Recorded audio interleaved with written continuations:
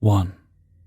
My dad died in 2012, and as the sibling with no children, it came down to me to look after my mum. My younger sister has 4 kids, so it seemed only right to find a flat with her and help pay the bills. We picked the seaside town of West Kirby on the Wirral, northwest England, UK. Because Mum had grown up there, and it was a fresh start for her after Dad. After a bit of flat searching, we found a first-floor flat in a late Victorian, early 1900s house that was within our price range. The move went well, and I was in my early 40s then, just out of a disastrous 12-year relationship. It was a fresh start for both my mum and I, in many ways. I fell in with a local group of 20 to 30-year-old locals and would host house parties in the flat. It was a great way to meet local people, and it kept my mum occupied too. A bit of light-hearted distraction. One guy I knew well was Nick, a big guy, 6'5". He was at this particular gathering with 12 or so others, and we were all in the front room drinking and chatting. Nick left the room to go to the bathroom, and a moment later, we all heard this crash. Myself and another friend, Phil, ran out of the living room and found Nick face down on the laminate floor in the bathroom, with a cut on his arm. Now, to go into my bathroom, you had to go down 5 steps from the hallway. Phil and I were laughing once we saw Nick was relatively okay, and assumed he'd missed a step and fallen. After all, he had sunk a fair few beers. We helped him to his feet, but he looked confused and was looking around the bathroom. Who pushed me? Who fucking pushed me off the step? He looked perplexed. Phil and I were laughing and assured him he must have missed a step and gone down hard, but he was okay now. No, some bastard shoved me off the bloody step. I felt hands in my back. He was adamant he had been pushed, but we all put it down to gallons of beer, and that was that. Fast forward a short while. My mum met an old school friend, both ladies in their late 60s at this point, and invited this woman back to the flat for a coffee. It was around 2 p.m. This friend was sitting on one sofa. If you turned to your right, you could look through the open living room door into the hallway. And my mum was sitting on the other sofa with the TV, with no view into the hall. Mum's friend said, "Oh, Graham's home from work. I just saw him go across the hall into the bedroom." My mum knew I wasn't due back from work till around 8 p.m, so said, "No, it won't be Graham, it's way too early." Her friend was determined she'd seen someone go into my bedroom from the hall, so my mum called out for me, and there was no reply. Both women went into my bedroom and my mum's bedroom, and there was no one there. This got written off as odd, and left at that. A while later, I had a friend called Vicky come over for a few drinks. I had a bottle of Captain Morgan's, and we were sitting on my bed messing around with each other's Tinder accounts on our mobile phones. I would pick a guy off her Tinder she should date, age range early to mid-20s, and she would pick a woman I should date off my Tinder, age range 30 to 40. In between sorting each other out for dates, we were drinking pints of rum and coke, and taking selfies. Vicky always felt odd in our hallway, as if I'm being watched, she said, so was uneasy going to the toilet if she was staying round. She came back from the bathroom and said she had that weird feeling, so to lighten the mood we carried on the Tinder game. We would pick up my phone and look at my Tinder, then hers, then mine, then hers, then mine, then... She flew to her feet and off the bed and said, Shit, no! I had seen what she had seen too, so I said, "Show me the phone again, Vicky, show me it." She was just shaking her head and looked stunned, and it took me a few seconds for her to agree to show me her mobile phone. Now, both our phones are newish, and both were in perfect working order. Certainly, while we were playing the Tinder game, the phones were fine. While we were looking at one phone, the other was just resting on the duvet, a soft mattress beneath it, and no one was leaning or lying on the phones. They had just been resting on the bed. When I looked at her phone again, I was stunned. Imagine placing the tip of your thumb halfway down the edge of your phone screen. That half-moon shape your thumb would make on the plastic screen at that position. while that thumb-sized portion of the screen was pressed right into the phone. The screen within that thumbprint area was compressed and microfractured, with big cracks running outward from that area to all edges of the screen. The damage was that bad, the colors in the phone screen were blended together, and the phone was wrecked, as if it had been placed on a hard surface and hit hard with a claw hammer. You couldn't press the screen in that hard with your bare hand. Vicky ran out of the flat, down the stairs, and was trying to light a roll-up cigarette outside in the garden in the rain, her hand shaking. I looked at the phone and was stunned. I had no explanation how her phone could have got that badly damaged in seconds. It took her a month to come back to the flat to pick up her coat that she'd left there. A while later, her friend in Switzerland off Facebook sent me back one of the selfie pics we took that night. I had posted them, and said, "Who else was drinking with you and Vicky that night?" I replied, "No one, why?" She sent me back a blown-up version of one of the selfies. She had highlighted something behind us in blue. The pic was not great quality, taken on my S5 Galaxy phone in electric lighting at night in my room. Vicky had moved during that pic, so she was a blur. My face was clear, but behind me, over the other side of the room, by my bedroom window, was the hazy side profile of what looked like a male face, a jawline, browline, nose. It was subtle and could only be clearly seen once the pic was blown up in size. By now I was thinking something was weird in the flat. Maybe 10 months or so later, I got up around 5 a.m. with a dry mouth to get water from the kitchen. My mum's dog, a King Charles called Eli, followed me out the bedroom, and as I was drinking a pint of water, he drank from his bowl. I also needed the toilet, but I fleetingly saw someone pass the kitchen door, heading to the bathroom, and shook my head. Stunned that my mum would beat me to the bathroom even at 5 a.m. Even Eli looked up from his bowl as the figure passed by. I stood in the hall, with my legs crossed, waiting for my mum to finish, and I waited and waited, and heard my mum snoring in her bedroom. So who was in the bathroom? I looked under the door. Light inside was off, so I put the light on and opened the door a crack. No one was there, so I went in and used the toilet.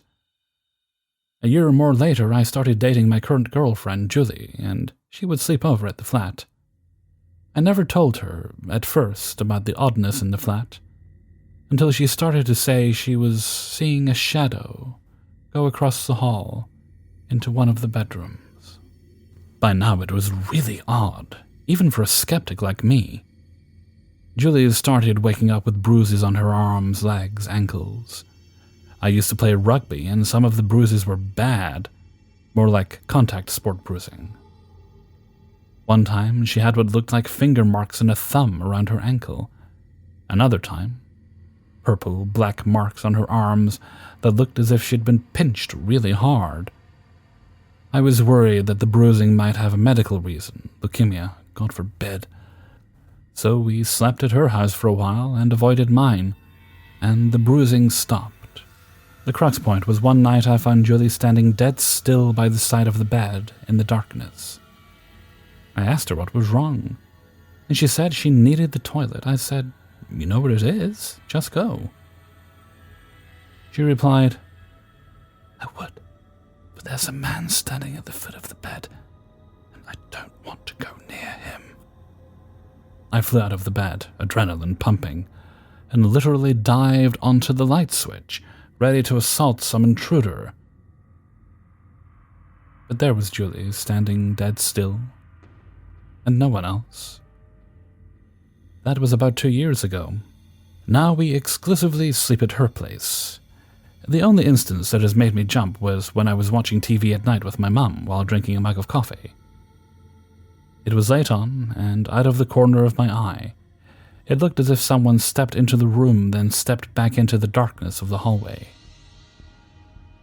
It was so sudden, I threw half the coffee over myself. Just an unexpected reflex thing. So there you go. My weird flat experiences. 2. So I work as an assistant in nursing, AIN, called a CNA in America. I work night shifts through an agency, meaning I work at all kinds of facilities and places, not just at one place. I've experienced multiple weird and scary things so far, but one in specific stuck out to me. I was at an aged care facility, a nursing home, upstairs down one corridor with another AIN and RN, and 2 residents. They had just had a fight as one had dementia, and tried to go to the other's room a bit past 3 in the morning. I feel to understand, for reference, we are standing about 2/3 down the hallway, which was fairly lit until halfway down, so the corridors aren't too bright. We have enough light on so we can see everything to the end clearly, but not enough to disturb people. At the end of the hallway are 2 more rooms opposite each other, the one on the right being empty, and the previous resident had passed away a few months ago. As 3 of us were trying to defuse the situation and get them into their rooms, I'm standing with my back to the wall, standing between the residents while the other 2 talk to the residents about the situation. I get this weird feeling like something isn't quite right.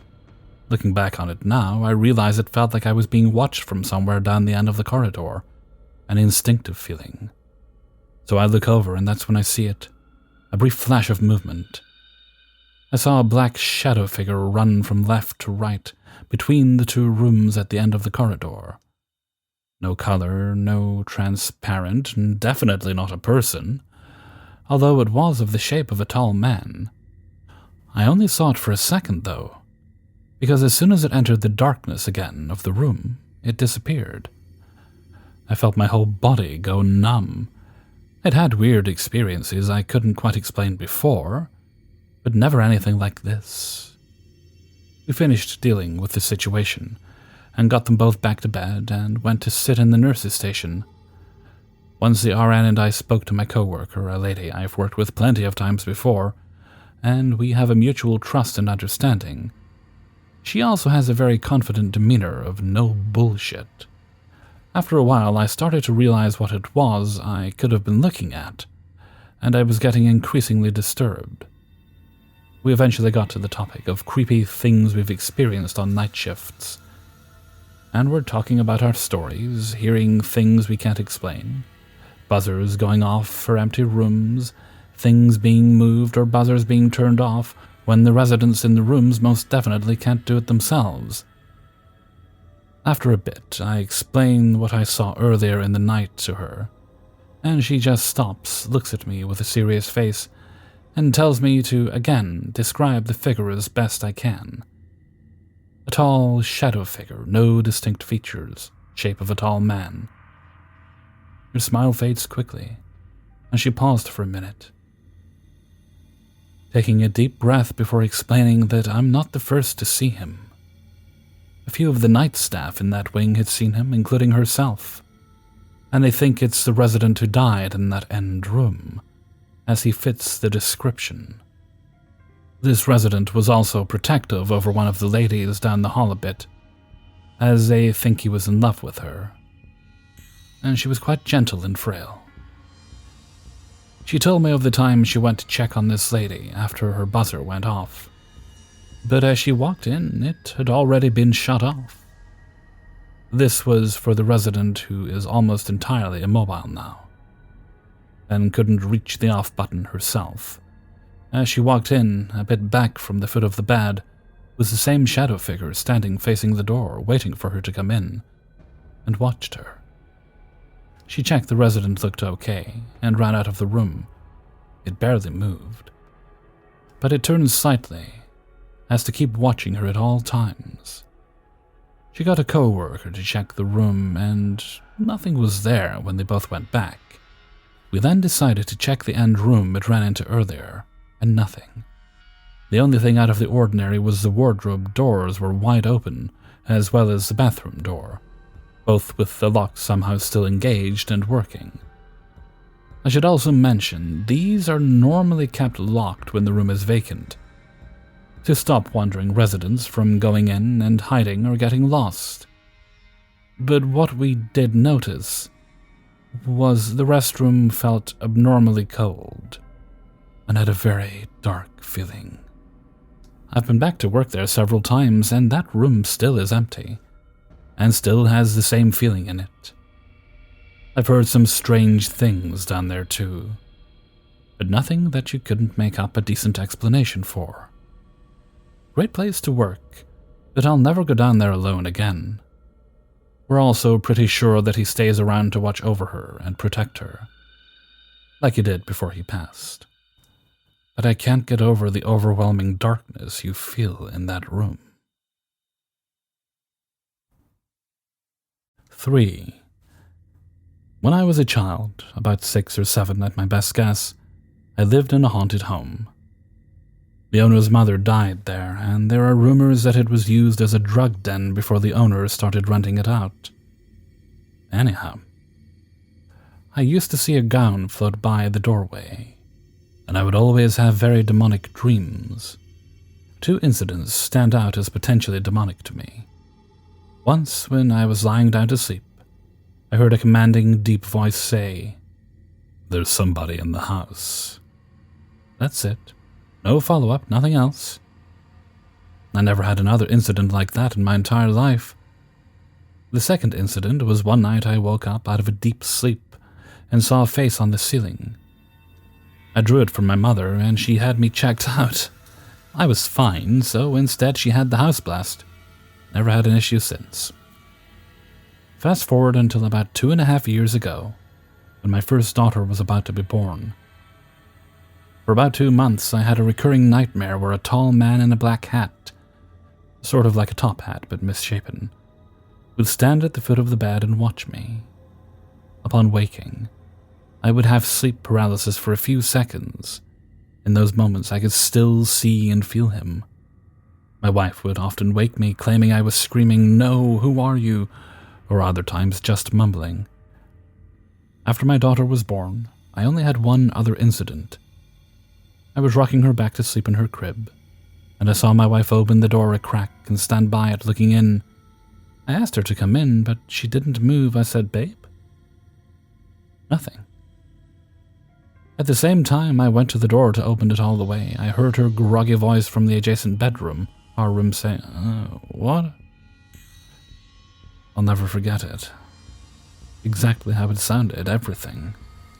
As the door opened, I had a flash of just a white void where a face would be, along with the rest of what I can only describe as a figure exactly as tall as I am. It vanished in a moment, and I ran to my bedroom and sat in my bed with my daughter. Every single hair on my arms and neck stood straight up, and I've never felt anything so terrifying since. Everything has been fine since that event for years. Here and there, random things will happen. I had a buddy stay at my house one night when my wife and daughter were with her sister visiting her grandfather, and he said he was awoken in the early morning by 2 male voices discussing something. He asked if I had somebody come to the door in the middle of the night, and I hadn't. But other than that, nothing too out there. That said, in our most recent home, about 3 months ago, my daughter began experiencing night terrors. I had them as a kid, and they are truly heartbreaking. The only thing I can do is hold her arms and head still so she doesn't hurt herself. She will scream at me, growl, hit me, throw herself around, the whole works. Everything I've read said they don't remember them the next day, and they're asleep for the whole thing. It's heartbreaking, but it makes me feel better knowing she doesn't remember the incidents. Anyway, around the same time this started, things started moving around in the house. We'll hear cabinets open and shut, hear something thump or bang, and I've even seen shadow figures hiding around walls as I walk past. One night, while I was reading to her, she and I both witnessed a sock move itself across her bedroom floor. I know she saw it too, because when I walked her by the spot on the floor to get her out of the room, she stopped and looked down at it, clearly puzzled. I tried to play it off to her, and my wife and I chalked it up to air currents. Yeah, right. I saged the home immediately after, and I've been trying to keep everyone's mind off of it. However, it's getting worse. My daughter is waking up in the middle of the night screaming no or mine. Sometimes she screams like she's having a conversation with someone. But when we go to investigate, obviously nothing is there and she's fast asleep. Last night I had the same thing happen on the monitor that I couldn't explain. For about 30 seconds I could see a large shadowy head behind my daughter's own on the monitor. I took a photo of it on my phone to send to my buddy to see what he thought. Wife was asleep at this point with our 4-month-old. When I checked the monitor again, it was gone. To me it was clear as day, and although he says he sees it, he thinks it could just be a shadow. Anyhow, I'm at my wit's end. I'm terrified that I've harbored something all these years from my childhood, and now it is planning to torment my daughter. Does anyone have any experience with this or any advice? Anything at all? I will take it. I thought the saging would help, but it almost seemed to tick it off and made things worse. If anyone's thinking mental illness, that's definitely a possibility in something that presents like this. However, a few things have kept me from believing that's the issue. First of all, my daughter also saw the sock move, because as I mentioned when we walked by it to get her out of the room, she stopped right in front of where it had stopped moving, and stared down at it as though she was very confused by it. This indicates to me that she saw it too. The other thing is that my wife has heard all the bangs and sounds of things opening and closing. I definitely believe shared psychosis exists. I just don't think it presents in this case because the events are too sporadic and they are years apart. 4. Disclosures. I'm going to try to be as detailed as I can without giving any exact places or names. I'm not a believer, but I also do not deny the existence of the paranormal. I work in a fast food restaurant. I've been here for almost 4 years now. The store is located in a small town in the Midwest. The town is on the wealthier side, not a lot of violence or crimes, and very religious. The store itself is nothing special. Lobby area for guests to sit and eat, stockroom, kitchen, and coolers. I work the night shift and I never feel creeped out, watched, or intimidated. The store actually gives off joyous vibes, almost warm and inviting. When I started here 4 years ago, a lot of people I worked with always said that we had a ghost. They call the ghost Carl's Jr. But my store name is not Carl's Jr. I always assumed they were joking. I'm sure even they were joking too. When I met a different manager, I asked her why everyone jokes about having a ghost, and she got really serious. Before I started here, there was a boy my age who took his own life while at home, but he worked here. The manager explained that she missed this boy so much, and his spirit might still come into work. The GM hung his football number up in the front of the store too. I knew about what happened to this person, and I knew he worked at this location. But out of respect, I never asked anyone if that was who they thought the spirit was. Like I said, I was always used to either being in the store alone or with at least one other person as I worked the night shift. One night I was here alone. I didn't have much to do before I could leave, just dishes and a bit of paperwork. While standing over the sink, I saw a black human-like figure run past me to my right and dash into a different room. The person I was working with that night had just left, so I assumed it was them coming back in because they forgot something. I called out, "What did you forget?" and got no answer. I put the dishes down and looked into the room I saw the figure run into. Nothing. I looked outside and my car was the only one parked at the store. The coworker was already long gone. I decided it might have been a reflection through a window, and a car drove past, but the figure I saw was almost 3D. Like an actual human in the store with me, not just a shadow that was casted. I went back to doing my dishes, waiting to see if it would happen again, so I could find an explanation. Nothing. After my dishes were finished, I got a very sudden and extreme sense of panic and fear, almost to the point where I sprinted outside and left my work unfinished. Instead, I walked into the office and started on the paperwork. The store was dark, so I couldn't see anything on the cameras, so I just finished my work and left. A while passed, and it gave me time to process what had happened. I brought it up to the GM what I saw, and she said a lot of people have had the same thing happen to them. Kinda creeped me out because I just assumed it was a weird trick of the light. Now, the reason I'm making this post. The GM I spoke to a while back when I talked about what I saw, she was here when I came in for my shift today. She explained to me that when she came into work today, 4 a.m., she was here alone, getting the store ready for opening. The doors were locked and she heard the boys' bathroom door slam shut. She got a little worried that maybe someone came through the lobby doors and that they weren't locked after all. So she gave the people in the bathroom 10 minutes, then went to see what they were doing. She opened the door and nobody was in there. She checked the doors and they were still locked. She was alone in the store all along. Now, this GM and I are pretty chill, we joke and stuff. So I asked her if it would be cool if maybe I brought in a spirit box or a Ouija board after close one night, and maybe I could see if there was a spirit here. She agreed as long as I clocked out.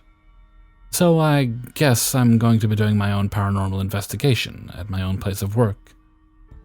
I'm kind of scared, but really motivated to see what is going on. The GM also told me that before this fast food restaurant was built, there used to be a power supply station here. I'm not sure if that means like a power plant or a transformer, but she said that a lot of people in town came to work at the power station. She also said that maybe a worker died on the job and is now reappearing here at the restaurant, wondering where he is. Update. As I said, I work the night shift, and every Monday the GM closes with me. I was letting her read through the comments people posted on Reddit. Keep in mind the GM doesn't fully believe in the supernatural. She started explaining to me that her house may also be haunted. She claims that the activity has been going on for years, and she has also told me some stories about this too. She says when she has her feet kicked up on the coffee table and she's watching TV, she will feel an ice-cold breeze move over her legs. She always said that was just a weird draft. She also has a trash can with one of those lids that tilt back and forth. A swing bin. She claims that while she was watching TV, she would hear it violently open and swing back and forth. But when she got up to check it out, it was only tilting gently. She says she's sometimes scared to be home alone and terrified to be in the basement alone. Which, who isn't? This is all I have for now. If you have any questions you want me to ask my GM about her situation, that would be fine too. 5. I don't really know how I should introduce all of this. First things first, I've only shared this story with my most trusted friends, but after all these years I still have a lot of questions. I'm turning 24 this year. Since I was little, I had quite some experiences with the paranormal things. But it wasn't upsetting or anything at all. I could sense some presences around me, if they were hostile or not, or I could hear them, but I didn't mind it at all. It was not usual, not like a big part of my life.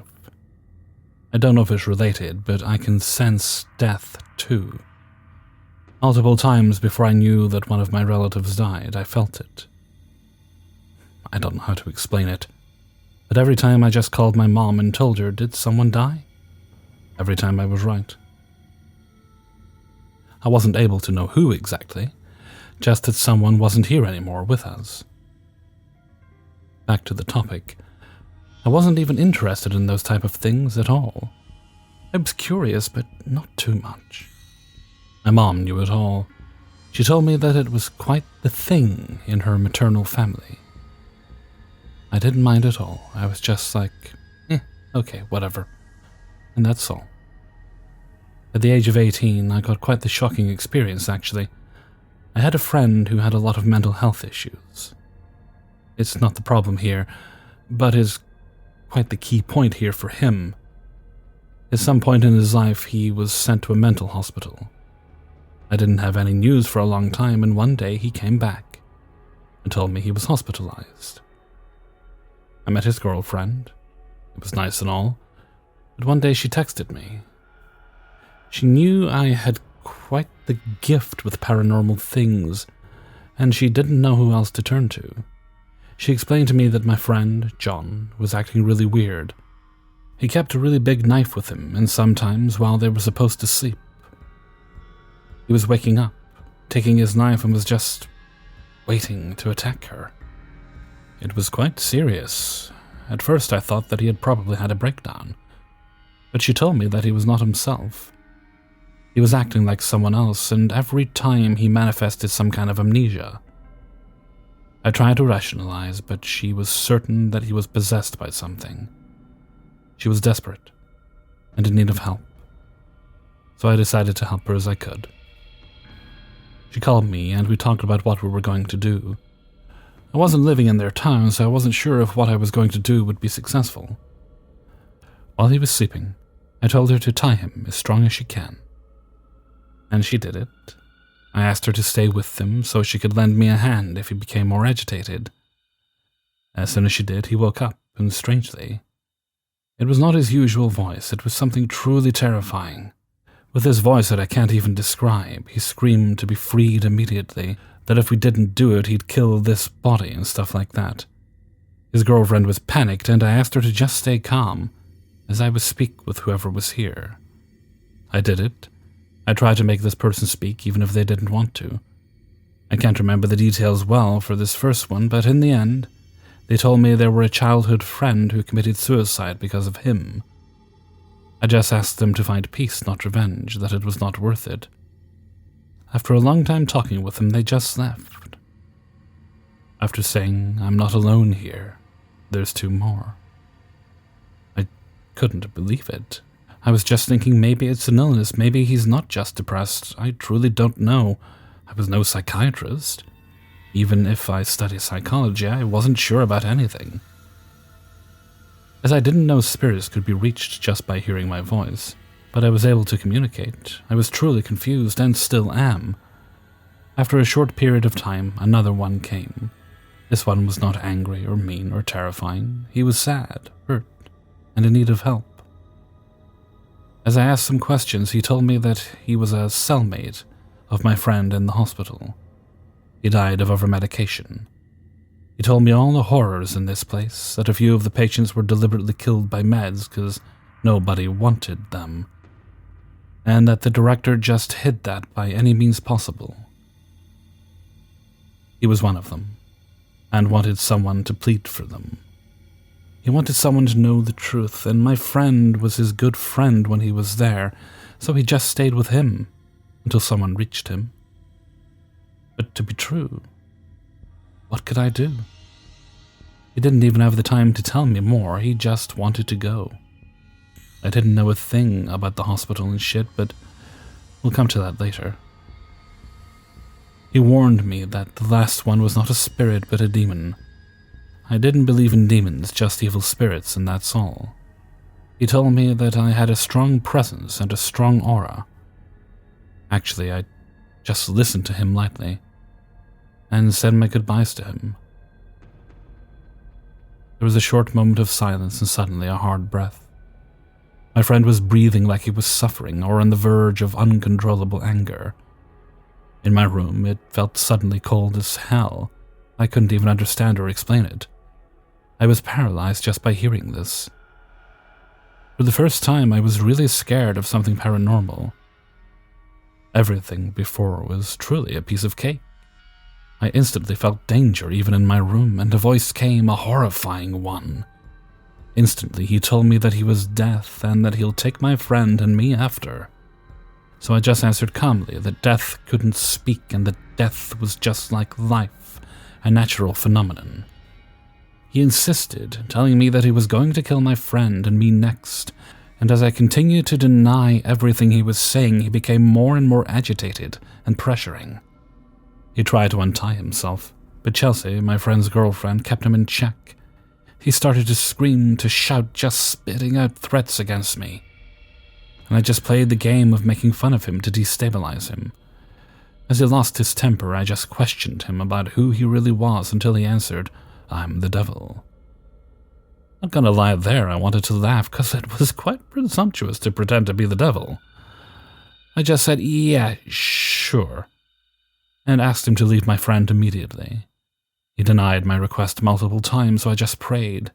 I was a Christian, and I searched for prayers to tell that seemed to be accurate for this situation. I just didn't know what to do. So I threw the first idea that I had at him, even if it was a cliché. It worked at first instance. He was weaker, I guess. I was feeling it in his voice, but he was still here, screaming and things. So I searched for something else, things to say when you face something evil, like in spiritualism and shit. Didn't find anything, so I improvised. I was just telling him that I was stronger than him, and that I won't be tried, until he was just freaking. Told him to leave my friend. We fought, actually, quite a while, until he just gave up. And told me that he'll be back with his relatives in some years. After this incident, everything turned back to normal for my friend. As for me, I was pretty tired. I slept for a whole day. He told me after that he didn't remember a thing. That he actually knew the first two ones, but not the last. He explained to me everything in detail for these two, apologizing to me for what he did. But it didn't concern me. And for the mental hospital, I was dealing with a lot of mental issues myself. I got diagnosed with bipolar disorder. I wasn't strong enough to sort this out. And as today, I don't remember the details, like the name or the place of the hospital. I probably just wanted to forget it. It was traumatizing. Years later, I'm no more in communication with these two friends, and I pretty much got a lot of people out of my life. I felt very uncomfortable with spirits and shit after that. I didn't want to hear about it anymore. I don't know if it was fear or something, but anyway, this bluffer never came back, as he said. I eventually tried not to come into cemeteries, churches, and houses in which I feel uncomfortable. I dropped my beliefs in any religion shortly after, too. I didn't want to associate with any of that for quite the period of time. Until my 22s, actually, when a friend begged me to try to communicate with a dead friend of hers. It failed miserably. I got no answer except a pressure against my throat. And I probably woke someone up that was just sleeping and minding their own business. I have never tried anything since, and I have never witnessed anything else, as I'm avoiding it as much as I can. Still have a lot of questions, like, what was that? Was it a mental illness episode for him? Even if I doubt that, I'm studying psychology, and even if it looks like, in some form, a psychosis episode, it was truly different. Was the last one really a demon, as I still don't believe in this thing? I don't really have an answer, but I needed to share this. While I secretly keep the hope of someone that might have an answer or a similar experience, it's the scariest thing I had to witness in my entire life. And I kept it private for a long time, as I didn't want to be seen as a crazy woman or things like that. But one thing is for sure, I'll never try something like that again. It was too disturbing as an experience. Thank you for taking the time to listen to this. Hey everybody, Hellfreezer here, and thank you very much for listening to 5 True Paranormal Stories, episode 274. And thank you very much to everybody who allowed me to use their stories in this video. If you enjoyed the video, then please do share it with your friends and family. It is very, very helpful, especially with these videos that maybe don't get as much love as I'd like them to. Right, let's see, we're on Friday now, okay? So that means... it doesn't really mean anything, does it? It's the 29th, though. And I don't think... no, there's no shout-outs today. There might be one tomorrow. So that brings us straight to Hellfreezer's question of the day. Okay, another food-related one today, because I'm kind of thinking about ramen. Now, what is something that you consider a perfectly normal food-related thing to do that other people think is really, really weird? For me, it's my sister's fault, this, because she gave me the idea when I was younger, and I've been doing it ever since, so like decades. and that is pot noodle, right? So that's basically like a cup noodle, except these are made by Golden Wonder. Although I get the Aldi ones as well, which are actually a little yummier, to be honest with you, these days anyway. And you pour the water in, leave them a little longer. I usually leave them about 20 minutes while my chips, aka fries, are cooking. And then I make sure the sauce is a little thicker, mix everything up. Then I pour them on top of my fries, because that's good eating. That's comfort food for me, actually. That's definitely one of my comfort meals. In fact, I've got a couple of pot noodles downstairs at the moment. Not going to have it right now. It's too late to have that. Although I may get a snack. But I will be having that at some point in the near future. Maybe tomorrow, you never know. So, what for you is the food stuff that you enjoy, you think is perfectly normal to do so, that other people think is kind of weird? Leave your answer in a comment below. Okay, and with that, I'm going to head off for now. So until next time, thank you very much for listening, and take very good care of yourself.